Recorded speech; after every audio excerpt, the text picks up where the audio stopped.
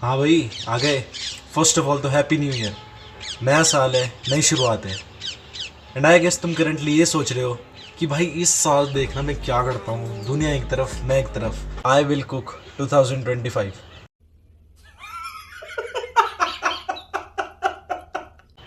कुछ भी नहीं बदलेगा ब्रो, लिटरली कुछ भी नहीं। क्योंकि ये सेम इमोशन तुम्हारे अंदर 2024, 2023 और 2022 की स्टार्टिंग में भी था। पर क्या कुछ हुआ? नहीं हुआ हो तो बता दो।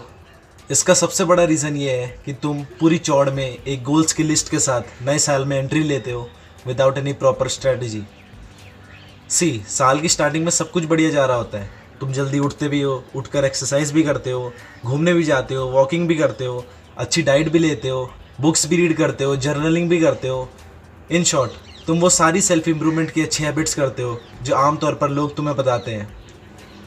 बट दैट वन डे, वो एक दिन जहाँ तुम लेट उठते हो, तुम देखते हो कि यार एक्सरसाइज का टाइम तो निकल ही गया और मेरे पैर में भी दर्द हो रहा है।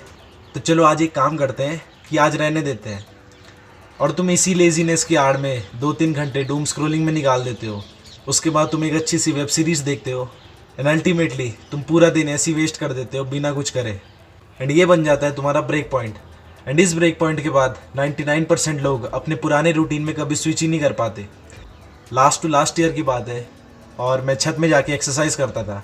यानी कि ये सिर्फ शाम के 6 बजने की बात थी और मैं सीधा पहुंच जाता था छत में कुछ भी एक्सरसाइज करने ऐसी। बट वन डे मेरे कुछ कज़न्स आते हैं, क्योंकि उस दिन कुछ रक्षाबंधन था आई थिंक। तो उस दिन मेहमानों का आना जाना तो लगा रहता है। तो मेरे सारे कज़न्स मेरे घर आए थे। एंड यहाँ पर मैं किसी भी त्यौहार को भला बुरा नहीं बोल रहा हूँ, मैं सिर्फ अपनी गलती बता रहा हूँ। तो हाँ, मेरे कज़न्स आए थे एंड मैं शाम को उनके साथ घूमने निकल गया। एंड यहाँ पर मेरा एक दिन स्किप हो गया। एंड इसके बाद अगले दिन भी मेरे कज़न्स वहीं पर रहे एंड मैं शाम को दोबारा से उनके साथ घूमने चल गया। यानी कि मेरा डे 2 भी स्किप हो गया। एंड उसके बाद सारे कज़न्स अपने अपने घर चले गए एंड मुझे अकेला छोड़ गए। एंड उस दिन शाम को जो रेजिस्टेंस आई ना, इतना डिप्रेसिंग सा फील हुआ कि यार मैं कल तक तो इनके साथ घूम रहा था, आज मुझे छत पे अकेले जाकर एक्सरसाइज करनी पड़ रही है। क्या है मतलब ये? एंड सरप्राइजिंगली ये चेन इतनी लंबी खिंच गई कि आई थिंक ये अगस्त की बात है। एंड इसके बाद मैंने डायरेक्ट एक्सरसाइज करना शुरू किया फरवरी से।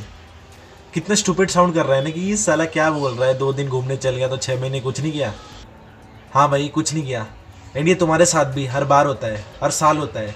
इसीलिए तो तुम उसी पॉइंट पर बैठे हो जहाँ तुम 4 साल पहले थे। सिर्फ मुंह पर और कुछ और जगहों पर 2 बाल ही तो एक्स्ट्रा हो गए हैं, बाकी और कम्प्लीटली सेम। वो कहते हैं ना, mistake is a mistake the first time but if repeated becomes a choice. इस साल भी सब कुछ ऐसे ही होगा। इस साल भी ऐसे ही होने वाला है। स्टार्टिंग में सब कुछ स्मूथली जा रहा होगा, बट एक दिन तुम्हारा ब्रेक पॉइंट आएगा जहाँ तुम अपने सारे दिन के गोल्स को मिस कर दोगे।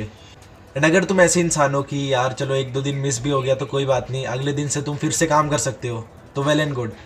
बट 90% लोग ऐसे नहीं होते। तो इसका 1 स्टेप सॉल्यूशन ये है कि कोई भी दिन सूखा ना जाने दो। तुम अगर 10,000 स्टेप्स रोज़ वॉकिंग करते थे एंड वन डे तुम्हारे घर मेहमान आ जाते हैं या फिर बाहर मौसम ख़राब हो जाता है, तो वो दिन सूखा मत जाने देना। उसमें कुछ ना कुछ करना ही करना। या तो तुम 100 मीटर की 2-3 स्प्रिंट्स मार सकते हो, या फिर छत में जाकर 10-15 मिनट ऐसी वॉकिंग कर सकते हो, या कुछ नहीं तो एक कमरे से दूसरे कमरे में चक्कर ही लगा लेना। बट कुछ ना कुछ करना। एंड अगर मैं उस दिन घूम के आने के बाद सिर्फ 15 या 10 मिनट ही छत में जाकर कुछ भी फिजिकल एक्टिविटी कर लेता, तो आई एम प्रिटी श्योर कि जो इतना लंबा वो ब्रेक हुआ था अगस्त से फरवरी का 6 महीने का, वो ना होता। इन शॉर्ट, तुम अगर किसी भी रीज़न से वो काम नहीं कर पाते हो जो तुम आम तौर पर करते हो, यानी कि जो तुम्हारा ब्रेक पॉइंट होता है, जिस दिन तुम्हें रेजिस्टेंस आ रही होती है, तो उस दिन उस काम का एक छोटा सा पार्टी करना, पर करना। एंड ये सेम बात नीलेश भाई ने अपनी लेटेस्ट वीडियो में भी बताई है and I really appreciate that. इस चीज़ का एक और बेनिफिट ये है कि मान लो 2 बंदे हैं, ए एंड बी।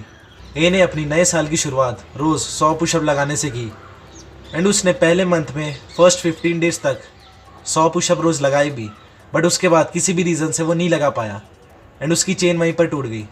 तो ए ने यहाँ पर टोटल लगाए 1500 पुशअप्स। एंड सिमिलरली बी ने भी अपने नए साल की शुरुआत रोज़ 100 पुशअप लगाने से की एंड उसने पहले महीने के फर्स्ट 15 डेज तक रोज़ 100 पुशअप लगाए भी।